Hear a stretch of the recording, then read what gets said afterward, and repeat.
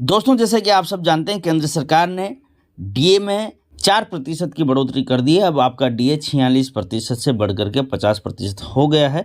राजस्थान सरकार भी जल्द ही इसको लेकर के कोई आदेश जारी कर देगी, क्योंकि हर बार जैसे ही केंद्र सरकार का बढ़ता है तो राज्य सरकार भी इसको बढ़ा देती है। दोस्तों, यदि आप डीए और एचआरए के बढ़ने के बाद में आपके वेतन में कितनी वृद्धि होगी ये जानना चाहते हैं, साथ ही आप जानना चाहते हैं कि डीए एरियर आपको कितना मिलेगा, या पीएल यदि आपने जनवरी या फरवरी महीने में उपार्जित अवकाश का नगद भुगतान लिया है तो आपको पीएल का एरियर कितना बनेगा, ये सारी गणनाएं यदि आप एमएस एक्सेल फाइल के माध्यम से चंद मिनटों में करना चाहते हैं तो दोस्तों, मैं अनिल कुमार आपके लिए ये वीडियो लेकर के आया हूँ, जिसके माध्यम से आप सीखेंगे कि किस प्रकार से आप ये सभी गणनाएं मात्र चंद सेकंड में कर पाएँ।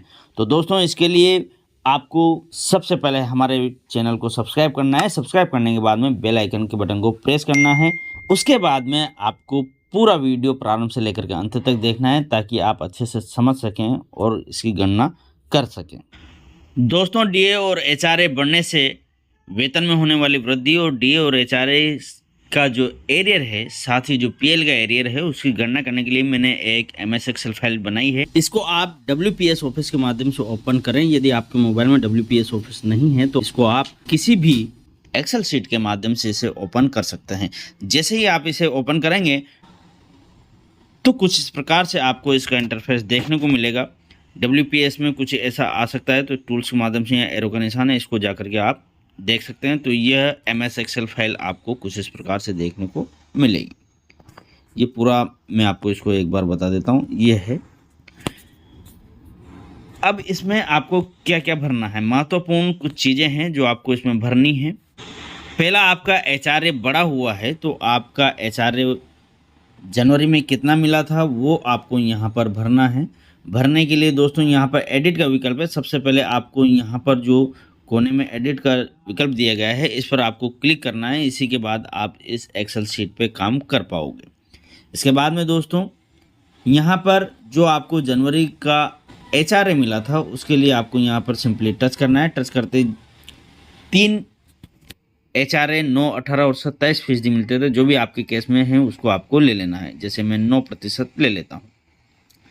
इसके बाद में कार्मिक का अब एचआरए कितना हो गया है, 9% था, तो यहाँ पर एक बार फिर से अपन टच करते हैं तो 10, 20, 30 आ गया है। यदि आपका एचआरए 9% था तो वो अब 10% हो गया है। यदि आपका एचआरए 18% था तो वो अब 20% हो गया है।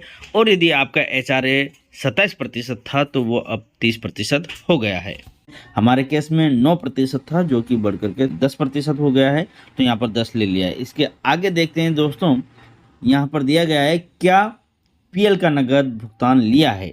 यदि हाँ तो यहाँ पर यस करना है, और यदि लिया है तो आपको क्या पीएल का एरियर मिलना है। पीएल का एरियर दोस्तों आपको तभी मिलेगा, पीएल मतलब उपार्जित अवकाश, उसका एरियर आपको तभी मिलेगा जब आपने पीएल का नगद भुगतान जनवरी या फरवरी महीने में उठाया है। यदि दिसंबर या उससे पहले आपने पीएल का भुगतान लिया है तो उस कंडीशन में आपको यहाँ पर नो ही करना है।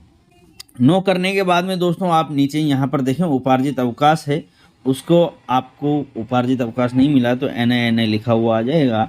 जैसे ही आप इसे यहाँ पर टच करते हैं, यस और नो में से यस को भरते हैं, तो यहाँ पर देखें दोस्तों स्वतः ही यहाँ पर उपार्जित अवकाश की गणना हो गई है। यहाँ पर 00 आ रहा है, मतलब ये गणना हो चुकी है। बेसिक पेमेंट नहीं डाली है, इसलिए यहाँ पर गणना भी नहीं हुई है। ये 3 चीज़ें आप जब ले लेंगे यहाँ पर ड्रॉप बॉक्स से, उसके बाद में आपको आपकी जो बेसिक पेमेंट है जनवरी महीने में वो आपको लिखनी है। जैसे मेरे बेसिक पेमेंट जनवरी में 49,300 रुपये थी, तो मैं यहाँ पर जनवरी के आगे जो वाइट सेल है इस पर टच करता हूँ। टच करते ही देखें दोस्तों नीचे कीबोर्ड का निशान आ गया है, इस पर मैं क्लिक करूँगा तो लिखने के लिए जगह आ जाएगी। यदि कीबोर्ड आपको आसानी से नहीं दिखता है तो कोई बात नहीं है, जनवरी के बाद जो वाइट सेल दी गई है इस पर आप डबल टिक करें तो ये लिखने की जगह आ जाएगी। यहाँ पर आपको बेसिक लिखनी है, मैं लिख देता हूँ 49,300 रुपये। लिखने के बाद राइट का निशान जो दिया गया है इस पर क्लिक करें।